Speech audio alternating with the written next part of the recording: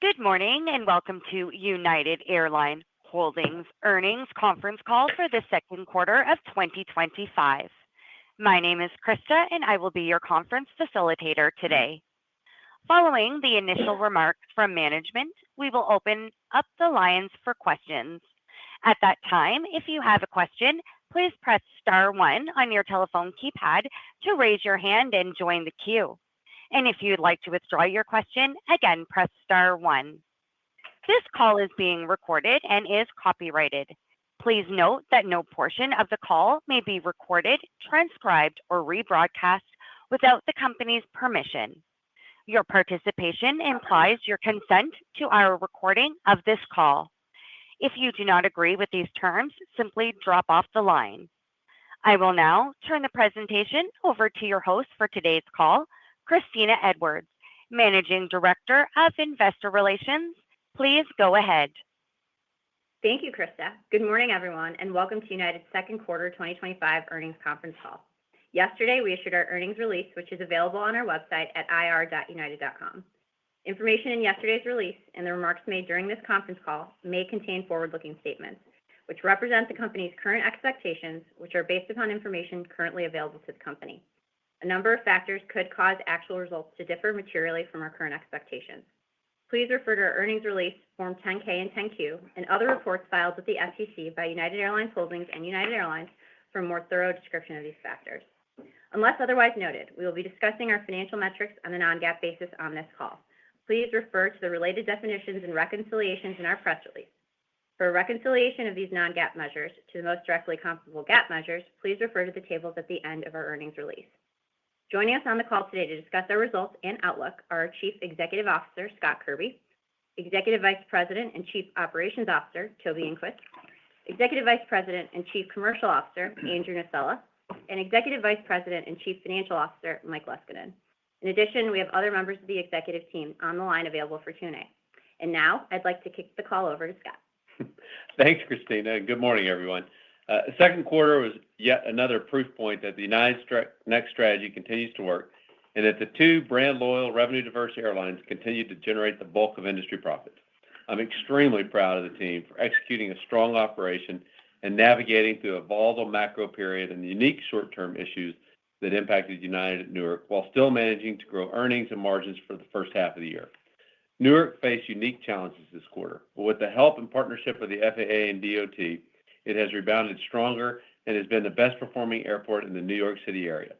But I know that everyone, including us, cares more about the future than the past. So I'm going to start today with the two macro drivers of our industry, supply and demand.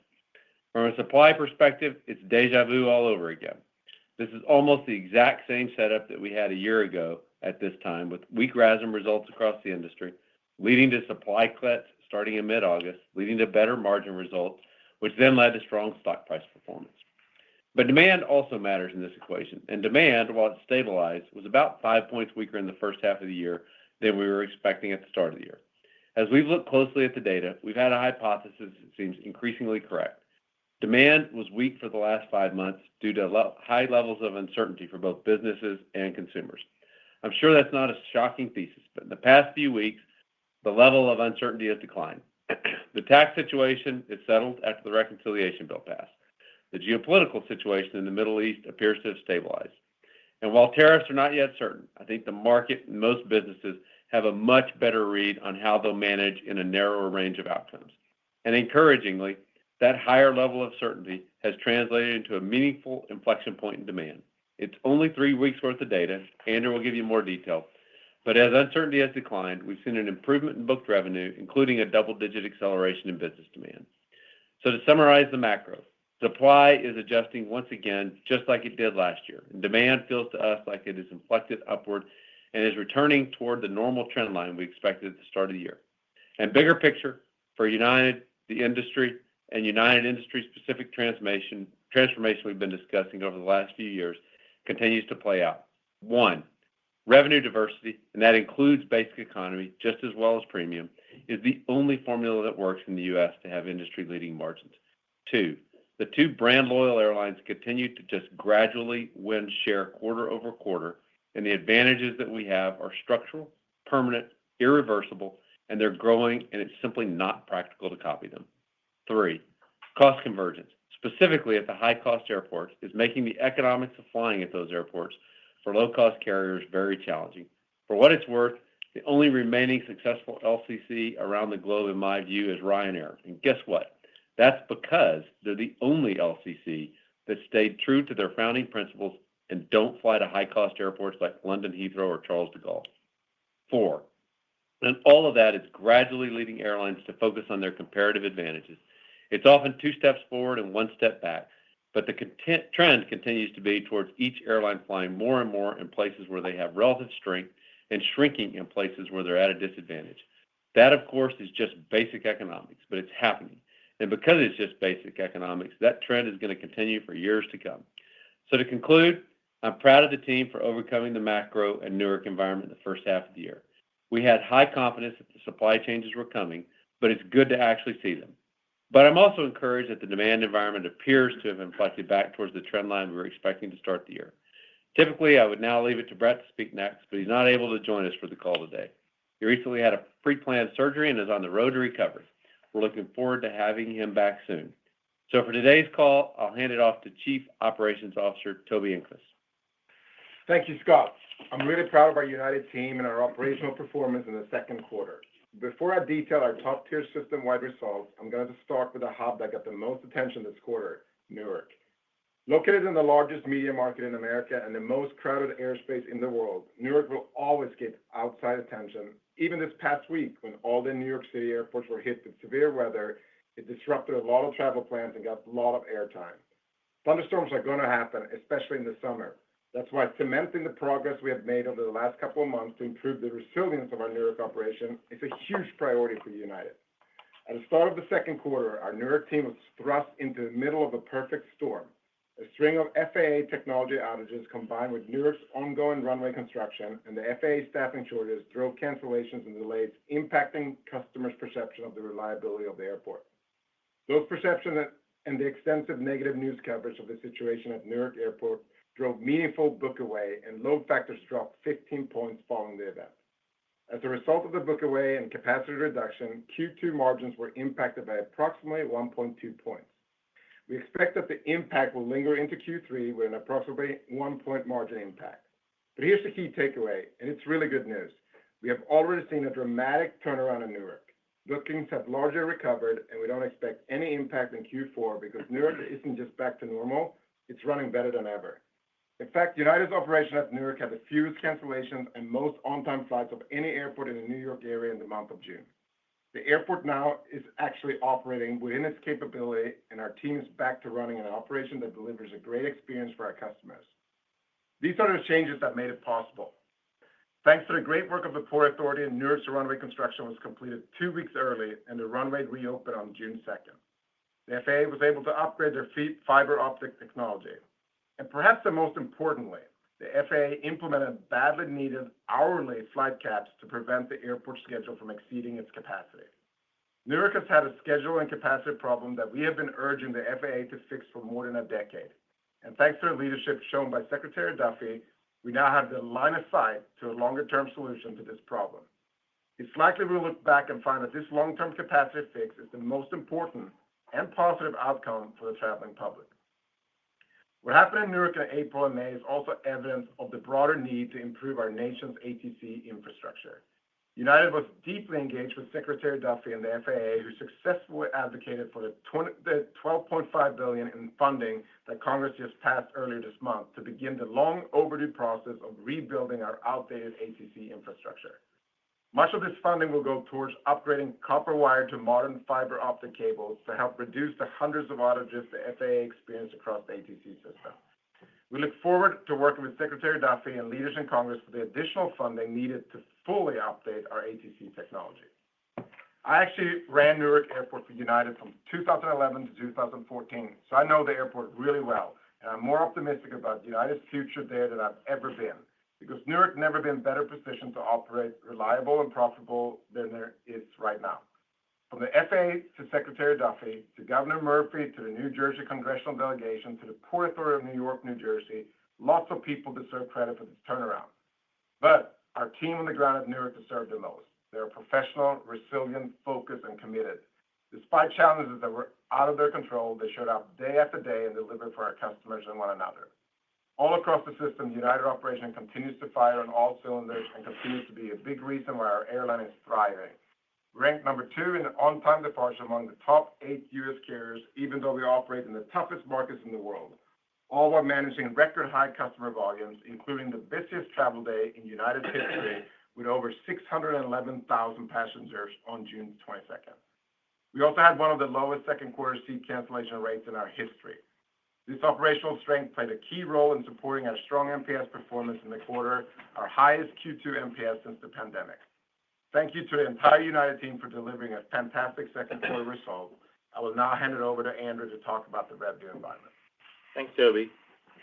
United's top-line revenue increased 1.7% to a record $15.2 billion in the quarter. Consolidated TRASM for the quarter was down 4% on a 5.9% increase in capacity. Adjusted for events at Newark, we believe United TRASM would have been down 2 to 3%, and our EPS would have been at the high end of our guide. This outcome for Q2 comes during the highest level of geopolitical and macroeconomic uncertainty we have seen in years. International flying outperformed domestic yet again with a RASM decrease of 1% compared to a domestic decrease of 7%. United's Pacific operations continued their impressive results with positive RASM growth in Q2 across most destinations. We look forward to new service to Thailand, Vietnam, and the Philippines starting later this year, subject to government approval. The Atlantic, which had an incredible run of 23% RASM growth since the pandemic, did have negative RASMs year over year. Unlike in off-peak quarters, pushing Atlantic RASMs higher in peak periods has proved more difficult, in part due to the spread of leisure demand to usually lower demand periods. Margins in these historically off-peak periods are up, while margins in peak months, which are still high, are down. Premium cabin revenues were again strong in Q2, increasing 5.6% year over year, while the economy cabins was negative. Overall, premium RASMs were 6 points better than non-premium. It's nice to see once again that the premium capacity remains resilient. Given the consistency of these results, we plan to further lean into premium products and capacity in the coming years. Cargo performance is strong, with revenue up 4% year over year on record volumes, and loyalty revenues had another strong quarter with revenues up 9%. Now turning to our outlook for Q3 and the rest of the year. Newark's negative impact on bookings in Q2 for future travel are expected to have a temporary impact on revenue results in Q3 of about a point. The good news is Newark's share of New York City sales has now largely recovered in July, along with the reliability of our flight operations. Passengers can now book with confidence. Newark sales returning to normal for United are critical to our revenue performance. However, in addition to normal Newark sales volume, we are seeing a step down in published industry capacity later this summer that we believe will be a positive for United. Published industry domestic capacity for August and September indicates slightly less capacity year over year, when just a few months ago it was published at up almost 4%. Low-margin airlines without strong brand loyalty and diversified revenue streams are cutting unprofitable flying. We believe this is always an inevitable outcome, an outcome that we expect will be uniquely beneficial to brand-loyal airlines with much higher margins and well-diversified networks and products. The great reset we see from the low-margin airlines today makes sense for them, but in no way do we expect them to match what we offer consumers today, plus what we have planned in the future. We have a large lead, and we intend to maintain that with further innovation. Combining normalized Newark sales, along with less overall industry capacity, sets up an improved revenue backdrop. However, the most important development for revenues is that the overall demand environment. Recent United and industry sales data confirms a demand environment that has inflected positively in recent weeks due to this less macroeconomic uncertainty. Just as quickly as demand stepped down in early February due to this uncertainty, it appears that demand is now stepping up. This step up is a 6-point positive swing in sales to date in July versus the second quarter, but even more importantly, a double-digit swing in higher yielding business revenues in the same period. Domestic ticket sales are now also showing positive year-over-year yields, reflecting this improved demand environment for the first time since February. For us, we believe these four factors of Newark performance, industry capacity, demand improvements, and positive domestic yields makes the setup for post-summer 2025 very similar to the period in 2024. As you will recall, the second half of 2024 setup created a very good outcome for Q4 and a nice run-up in our stock price. This significant positive momentum in sales in recent weeks is nice to see, but it is really important to draw a distinction between bookings and flown revenue as we look at Q3. Recent booking strength does not change the fact that 50% of third quarter sales were sold as of July 1st, prior to the change in sentiment, along with the unique impact of temporary lower demand for Newark on United sales. The setup for global flying also looks much better as we head into Q4. For United, Q3 relies the most on the segments of the business that have been the weakest in 2025, offshore sales and main cabin sales. As we head into Q4, we historically rely more on onshore business and premium demand, which makes Q4 have a better outlook in the current environment. Our early look at Q4 global yields and bookings supports our view, but we still have a long way to go, and Q3 RASMs will likely be negative year over year. In summary, booking strength now translates into stronger flown revenues and RASMs later in Q3 and Q4. This recent sales momentum, along with about a point of negative impact on Newark on Q3 RASM, gives us confidence that the implied RASM step-up from Q3 to Q4 we have in our internal outlook is quite achievable and maybe even conservative. We're hopeful that cooled Middle East tensions will allow a full schedule to Tel Aviv soon. We plan to resume Tel Aviv service initially just from Newark on July 21st and hope to include other gateways later this year. Building domestic connectivity at our hubs continues to be one of our largest focuses for 2025 and 2026 as we recreate winning schedules and ultimately larger RASM premiums versus others in the process. We believe this connectivity effort, combined with larger gauge narrow-body jets with more premium seats, will narrow significantly the margin gap between our domestic and international flying. United has grown its relative TRASM by 7 points more than the industry since 2019, and faster than any other carrier since the pandemic, as evidence that our plan is working and not all capacity is created equally. Brand loyalty for United is increasing with documented share gains in Q1 in each of our hubs. United's revenues are more diverse than ever, and in the process, our product choice range gives customers more choices for the experience they desire. United plans to introduce the Polaris Studio Suite later this year, another step in increasing our premium capacity and revenue diversity. We also look forward to building our Blue Sky collaboration with JetBlue later this year to help create a more competitive alternative for United customers and Mileage Plus members in New York City along with Boston. We also look forward to returning to JFK in 2027 after a long absence with a competitive schedule and a built-in frequent flyer base. In summary, we remain bullish about the future given less macroeconomic uncertainty we are seeing, plus schedule capacity changes by the low-margin airlines later this summer. The inflection in bookings and yields we've recently seen gives us great confidence. With that, I want to say thanks to the entire United team for running a great airline in Q2, and I will hand it off to Mike to discuss our financial results. Thanks, Andrew. I'm very proud of the United team this quarter. We faced several geopolitical challenges that impacted both fuel prices and customer demand, while also managing through the Newark difficulties Toby discussed earlier. And despite all of this, we delivered earnings per share of $3.87, well within our guidance range and ahead of Wall Street expectations of $3.81. I'm very pleased with these results and want to highlight that if we excluded the financial impact of the Newark disruption, we would have been above the high end of our range. This is another proof point that our United Next plan is working. In fact, I'd go as far to say that our plan has worked. The industry has transformed into a healthier industry where customers are brand loyal and increasingly choose to fly not just based on the schedule, but also based on their preferences for reliability, for clubs, for technology, and for loyalty programs. The industry now has two brand loyal, structurally profitable, and revenue diverse airlines, which has driven much of the rest of the industry to cut money-losing capacity to return to profitability. This is irreversible and will lead to stable double-digit margins for United Airlines.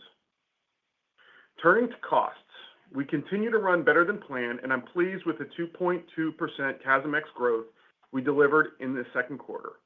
You've heard me say that the best way to manage costs is to run a reliable airline, and this team continues to deliver.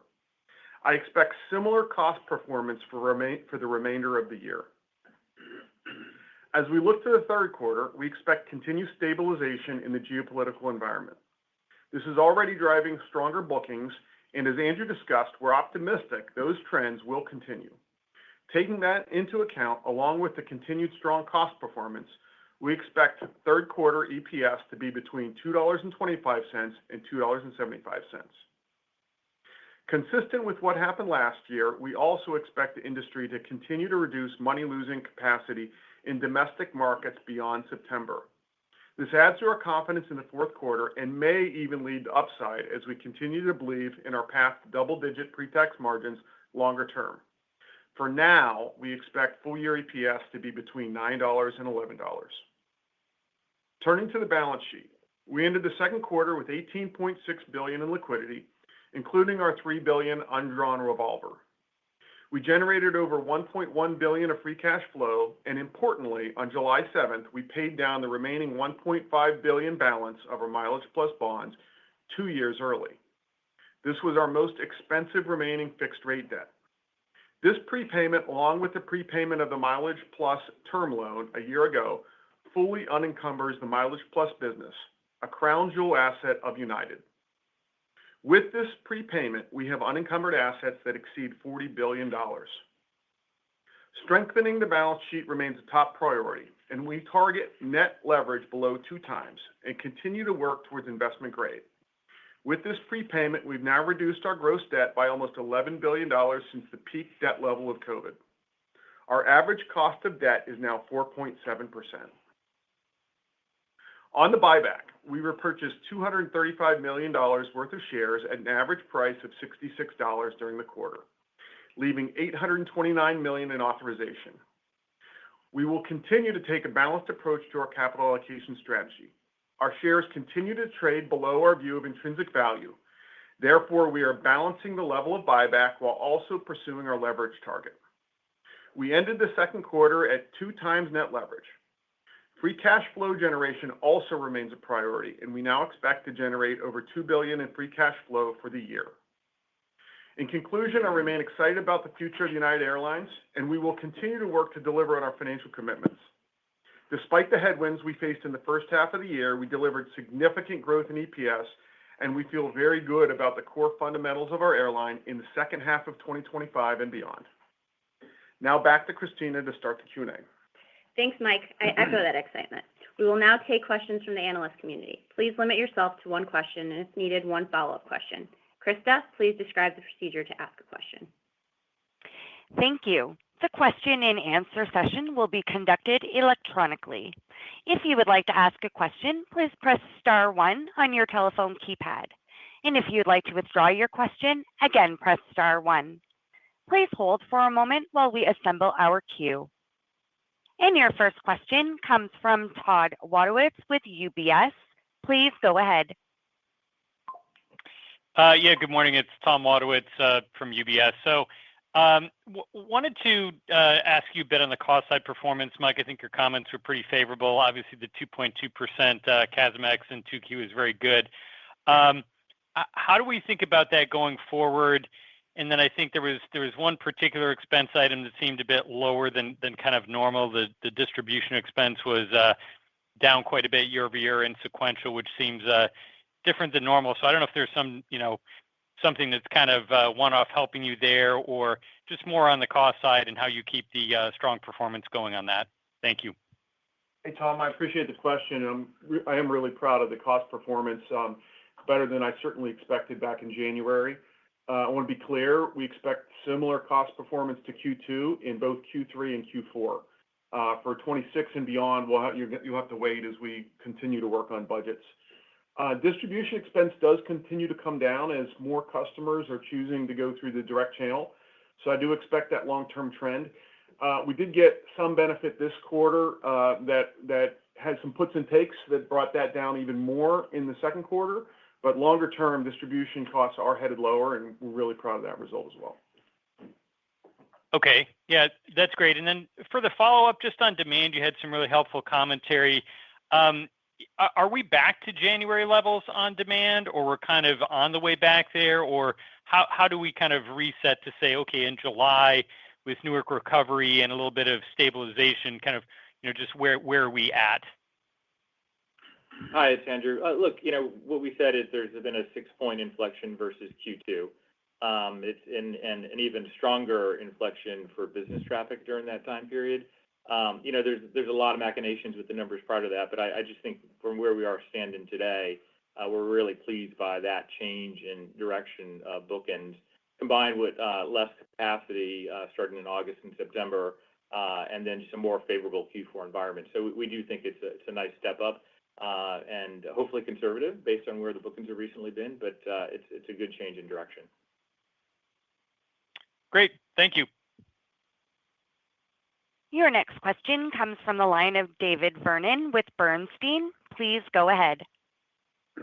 Hey, good morning, and thanks for taking the question. So, Mike, the last time we spoke, you put out kind of 2 guidance ranges, one that would be intact as things are stable. Now we're coming down to a kind of a little new lower midpoint. Can you kind of walk us through kind of where we're settling in, or what's changed from stability to where we are now? And then talk about kind of what's baked into that second half guidance, particularly around the acceleration of demand. Are we baking that kind of into the guidance range, or is there an ability to kind of maybe do better than what we're laying out here in the second half? Thanks. Thanks, Dave. Really appreciate the question. Look, we've had a philosophy here at United to guide conservatively, to build in one act of God, because this industry, things happen. Fuel prices spike. There's an ebb and flow in tariffs. There's lots of things that change, and so it is important to us we deliver on our commitments. And so as you look at that 9-11 for the full year and what's implied by the second half, we are consistent with our philosophy of building in that act of God. If you go back to the end of the first quarter in the call, we talked about the 2 ranges. The world was highly uncertain at that time, and I was very clear at that time that the higher range, the 1150 to 1350, that there was no contingency left, that piece of the guide was not consistent with any more acts of God that would impact us. But I'm very excited. The bookings over the last 3 weeks have been very strong. And if everything continues on that trajectory, I think the 9-11 will prove conservative.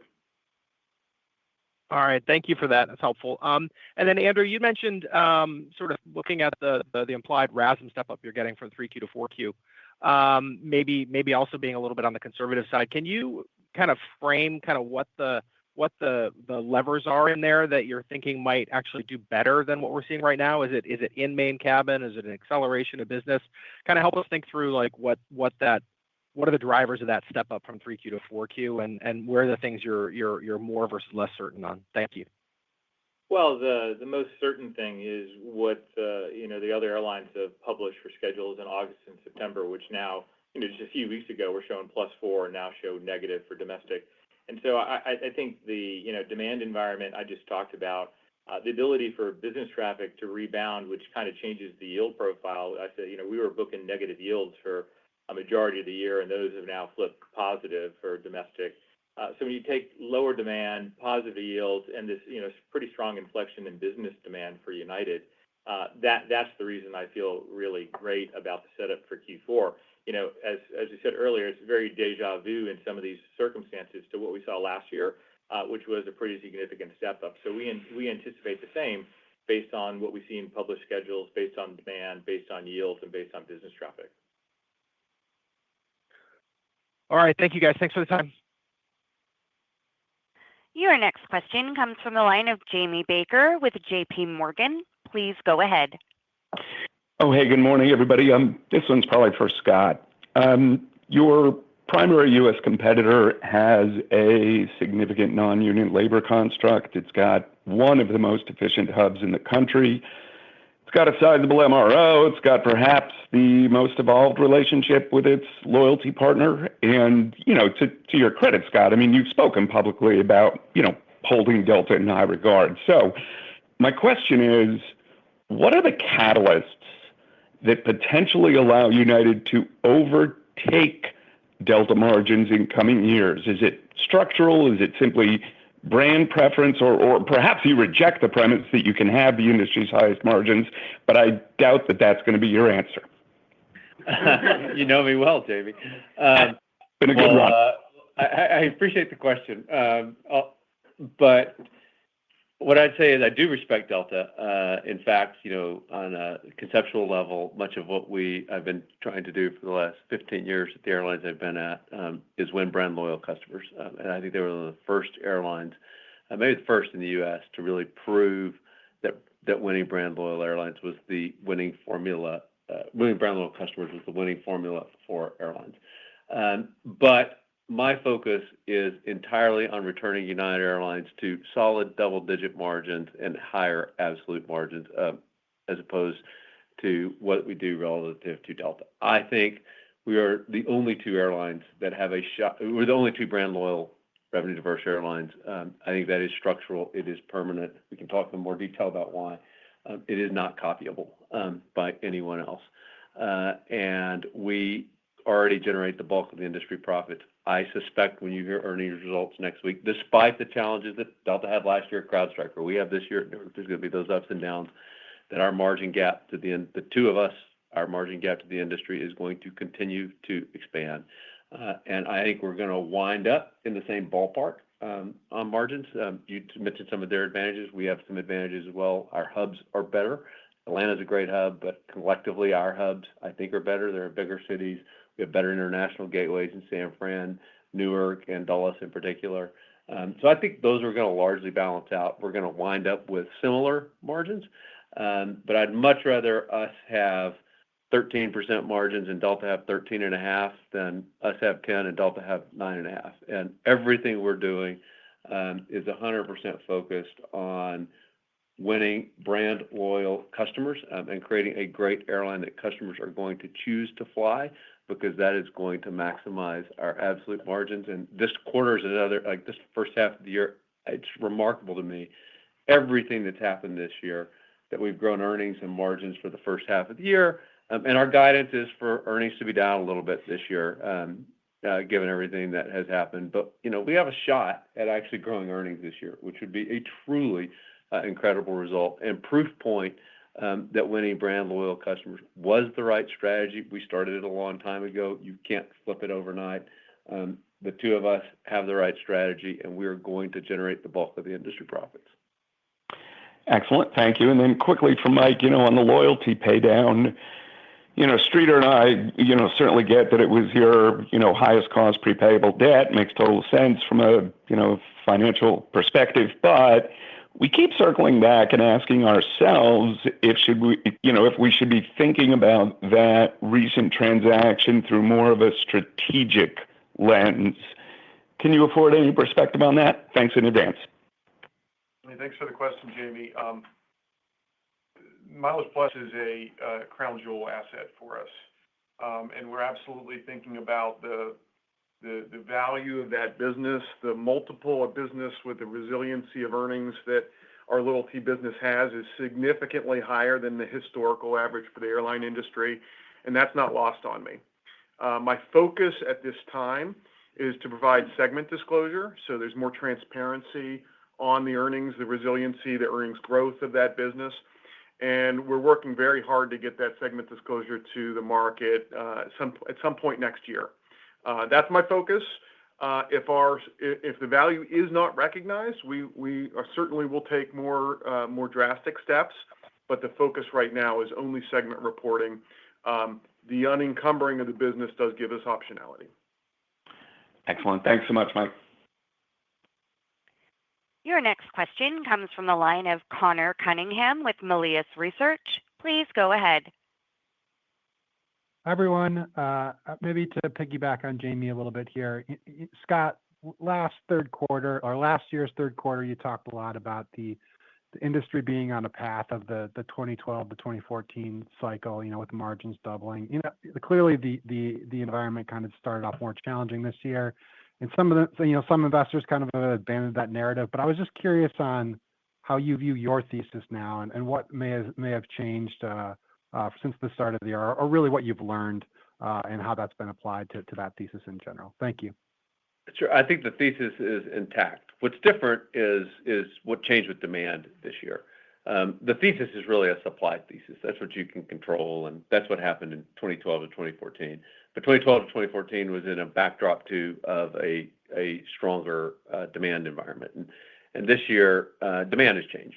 Demand inflected downward, certainly for the first 6 months of the year, given everything that's happened, all the uncertainty in the world.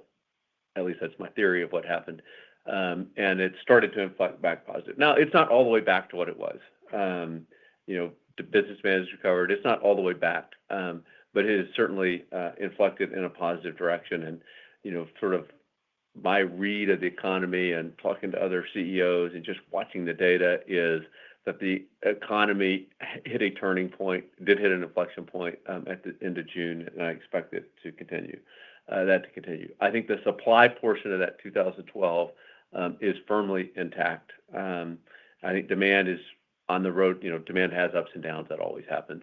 It is on the road to recovery. I think one thing that's becoming even more clear, though, is also the strength, the dispersion of results in the industry and the strength of the two brand loyal airlines really winning and everyone else losing. And if I dig deeper into it and I look at every airline that's not named United or Delta, I can find, at every single one of them, a double-digit percentage of their route network that loses money. And the only way for them to get margins that are anywhere close to their WACC is to stop flying places that lose money. And that is going to ultimately happen. I don't think it's going to happen tomorrow. I don't think it's going to happen in the near term.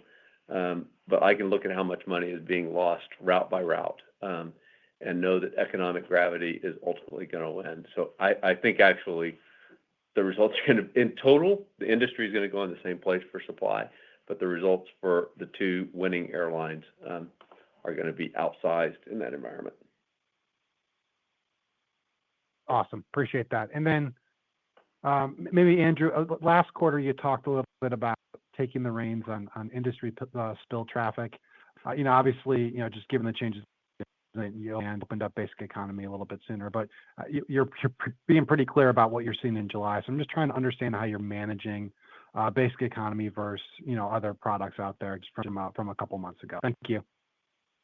Sure. I think the demand environment is what we said it was over the last 90 days, but it's inflected much more positive today. But that did create a setup for Q3, which means more open RM systems. I don't think that's going to be unique to United, particularly in the domestic environment, and that has created some more lower yields, and it's created, I think, ultimately when we report more penetration of basic economy passengers in our numbers for the next 90 days this quarter. So expect a higher percentage of basic is my take as we go through the next 90 days.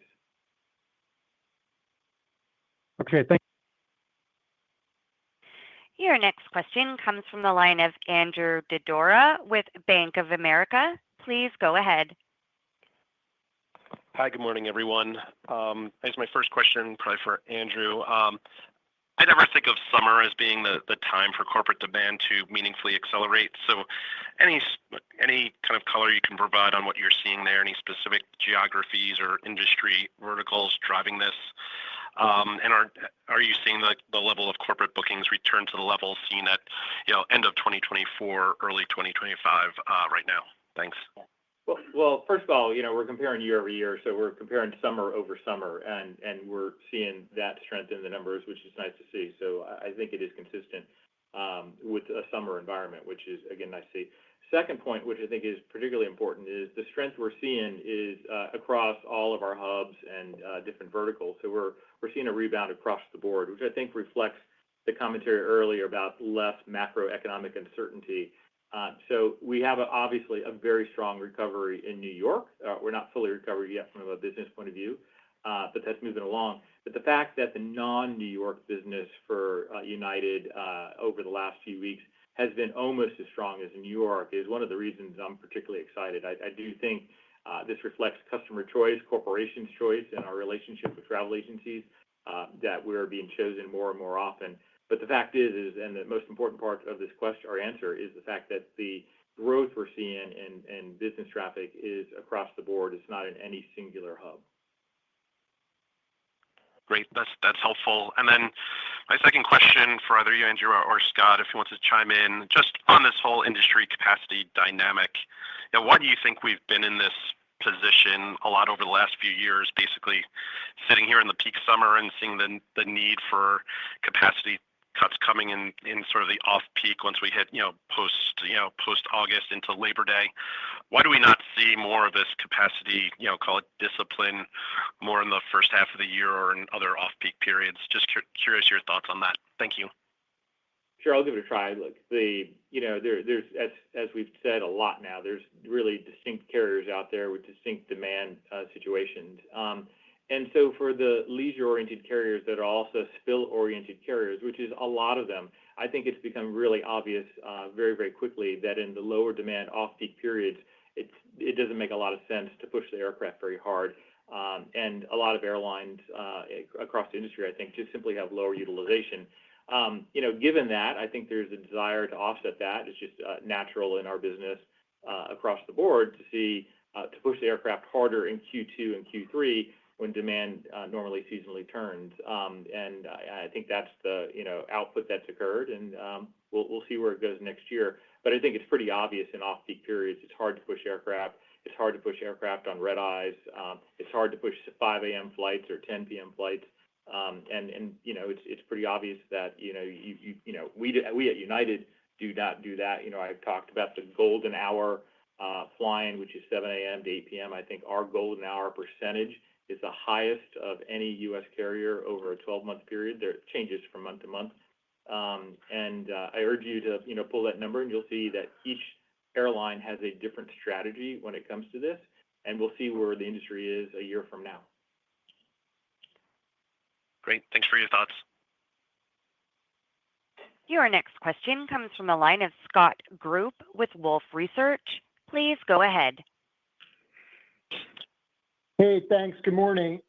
So I'm just wondering, is there any way to quantify maybe how much of the 6-point improvement you're talking about is tied to Newark and how much is just broadly? And then the implied improvement in fourth quarter, RASM, is that more of a domestic or international? Just any color there.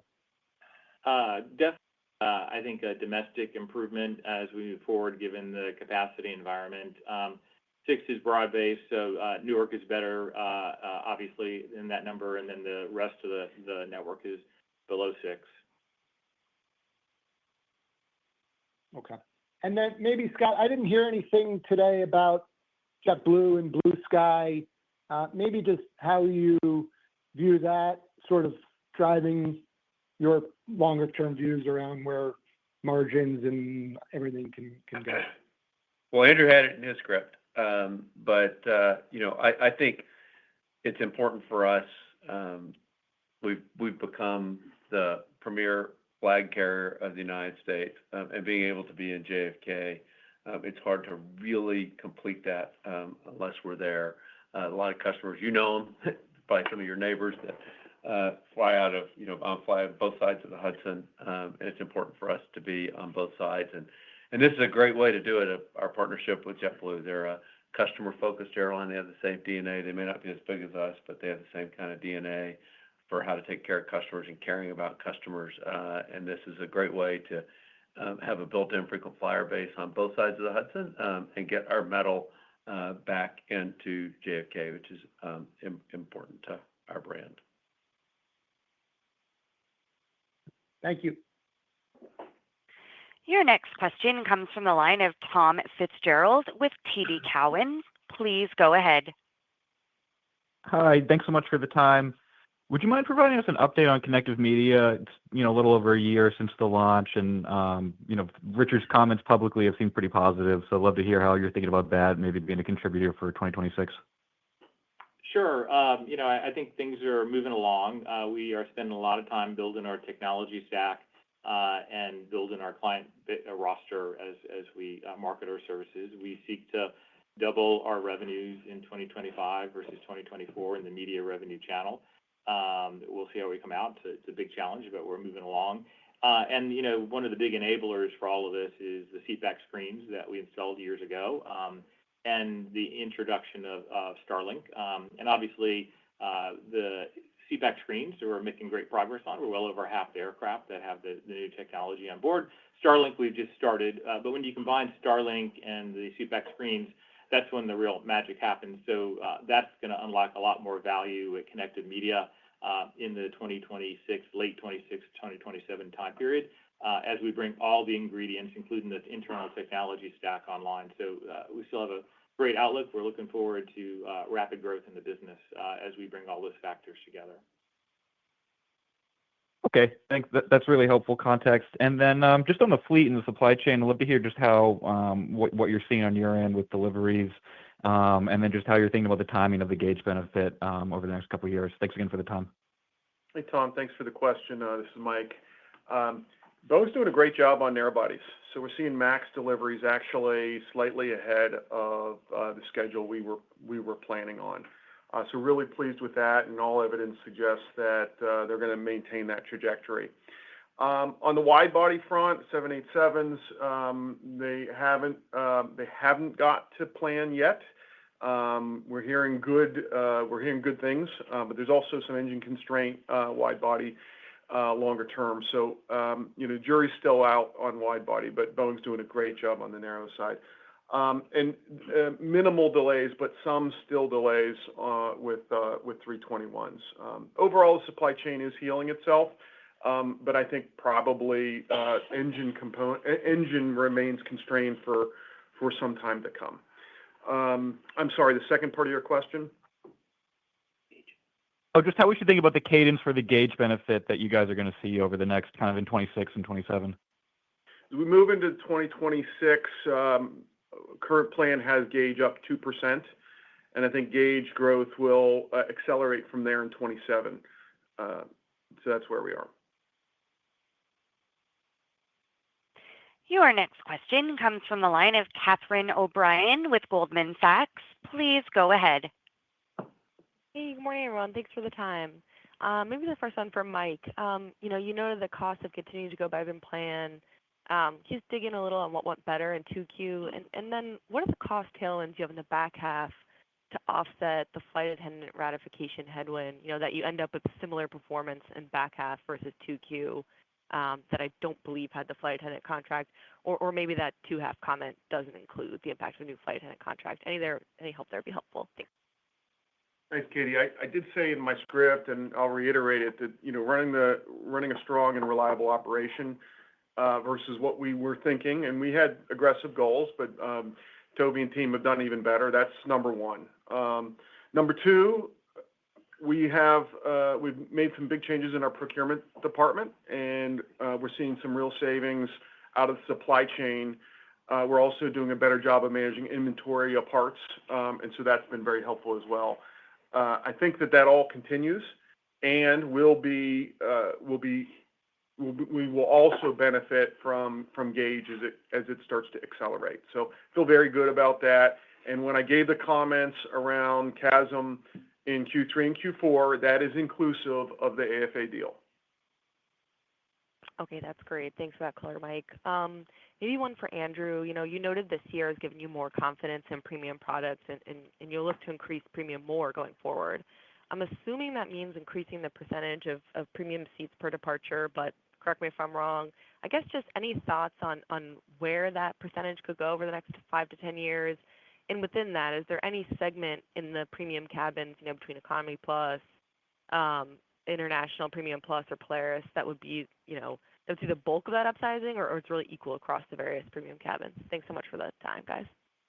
Yeah, thanks for the question. It's a really good question. I won't give every detail. We'll save that for a more detailed type structured meeting. But we announced our United Elevate interior on board the 787-9 in Brooklyn just a few weeks ago, and that particular aircraft will now have 99 premium seats on it, which is Polaris plus Premium Plus.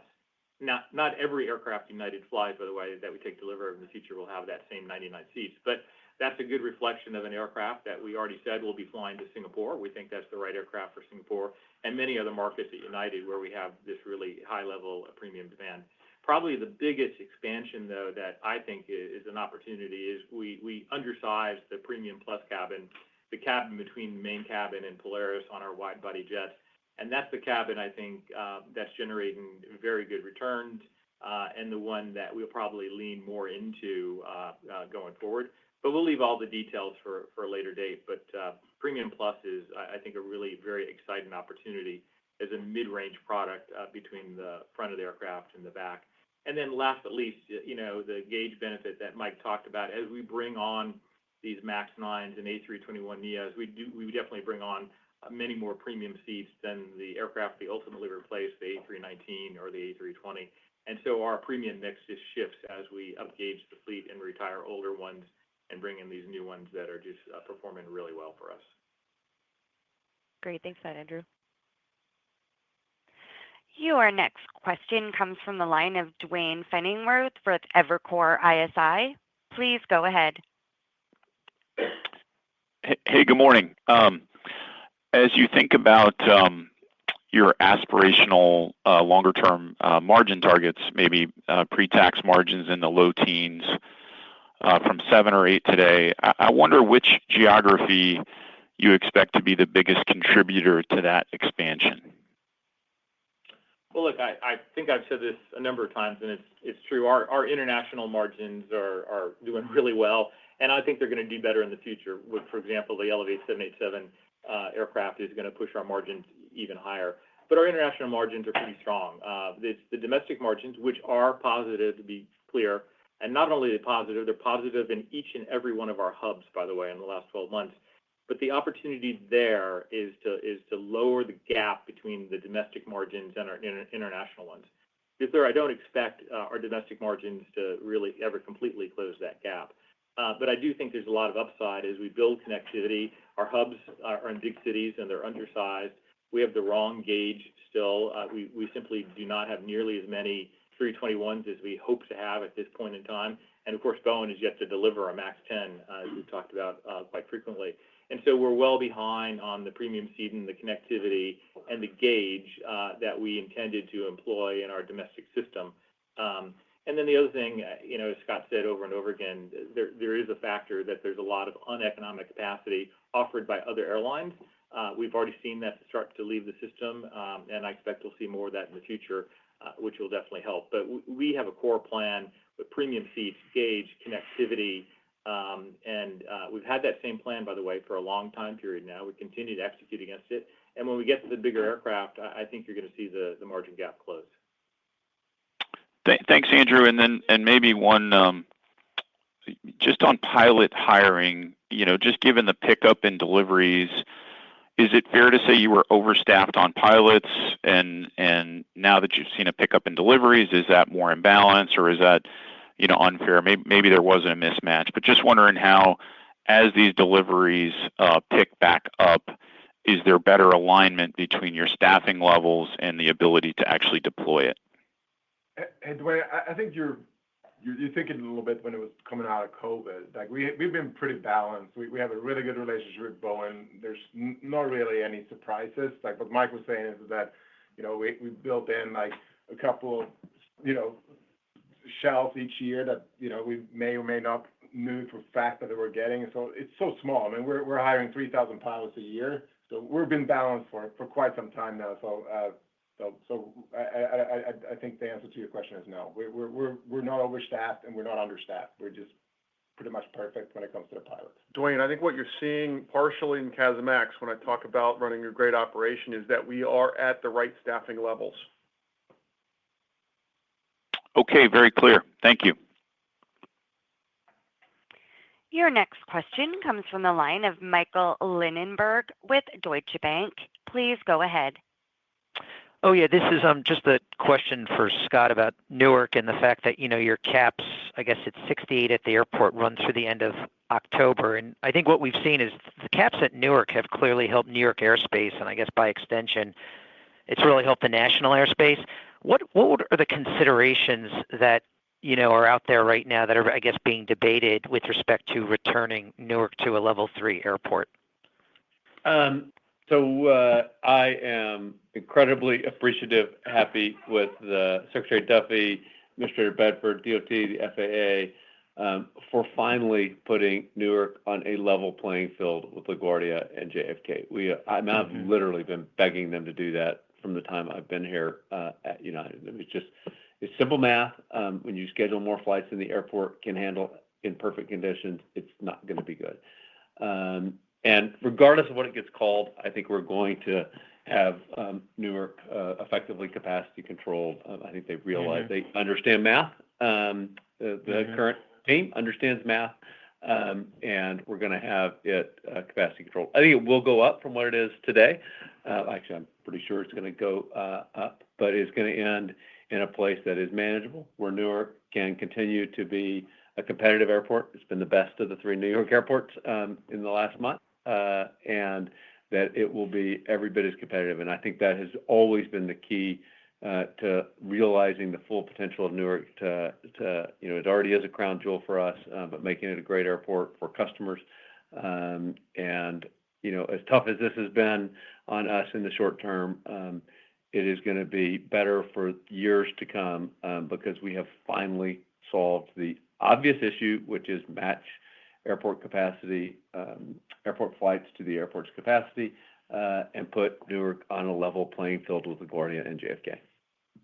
Great. Thanks, Scott. Just a quick one to Mike. In your fleet plan, you're showing the 321 XLR.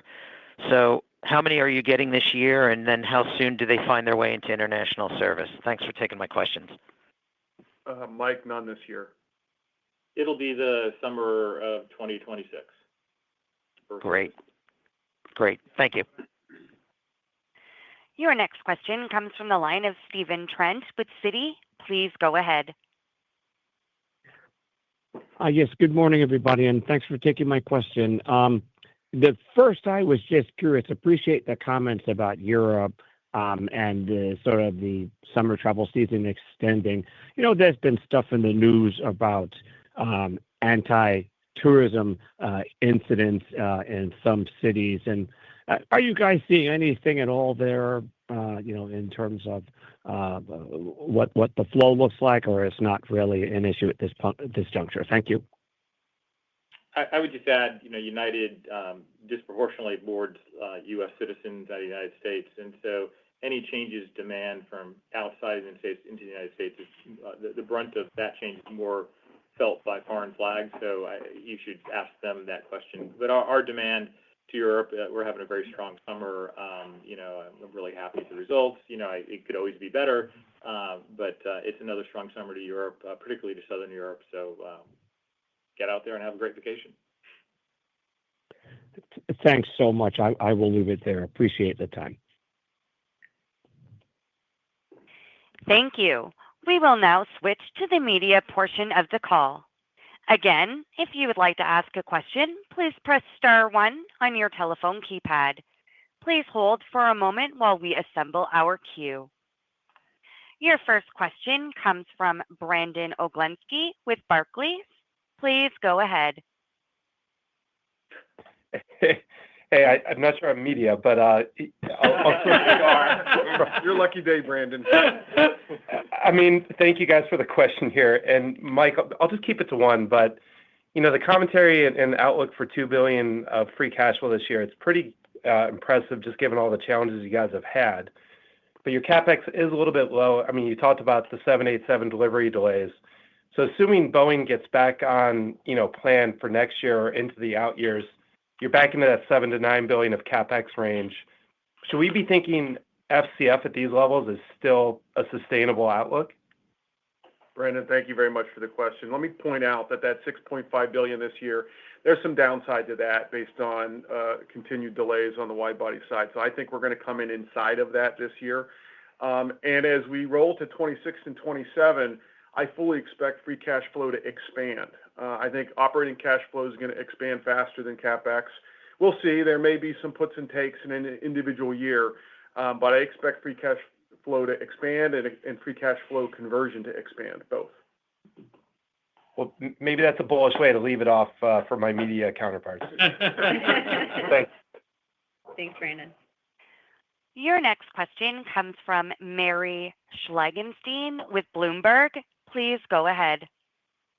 Hi, good morning. I wanted to see if you could provide an update on the status of the static interference and Starlink issues on United's planes and whether the service and the regional jets are up and running now. If not, what's the issue and how long will it take to get it resolved? Hey, Mary, that's a good question. This is Toby. I think it's pretty much been resolved, and it's also very specific to the first aircraft we tried it on, which is the E-175. Obviously, it's a smaller airplane, and the biggest problem with the interference, I'm obviously not an engineer. I just play one during the day. But anyway, it was too close. The two antennas was too close together. So they worked around that. We got 60 airplanes flying around right now. And we think that the issue's behind us. And again, for the other fleet types, because the airplanes that we're going to put them on are much larger, we want to have that issue. Okay, and was that 60 airplanes are already up with it? Yes, sir. Yes, ma'am. Great. Thank you so much. Your next question comes from the line of Leslie Josephs with CNBC. Please go ahead. Hi, everybody. Thanks for taking my question. Just curious if you could give us an update on when you expect to get the MAX 10 and how, once you get that, that's going to increase your premium capacity. And Scott, I know you were talking about Delta and United kind of in their own category and then everybody else. How do you feel about Delta starting LAX to Hong Kong and to O'Hare? Thanks. Leslie, regarding the MAX 10, we're still hopeful that we can have some deliveries in 2027, but we right now have a contingency plan to be able to take MAX 9s and continue our up-gauging strategy with MAX 9s. So either way, it won't be disruptive to our longer-term strategy. I would like to take the 10s, and 2027 is my best guess right now. Thanks. And on Delta? We fly 6,000 flights a day, so a couple of new routes aren't that big of an issue for us. But I guess I feel complimented when other airlines feel like they're worried about us getting ahead and have to fly routes they're going to lose money for them.